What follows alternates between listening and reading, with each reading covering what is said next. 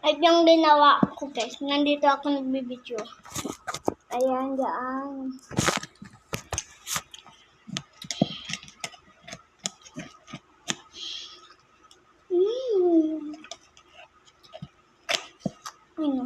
Sarap siya.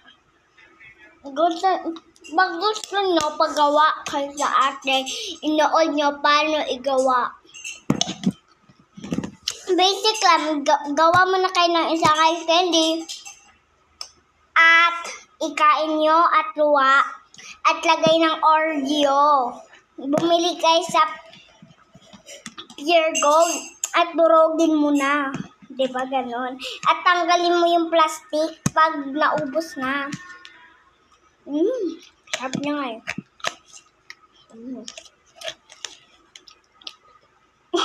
Tingin ako.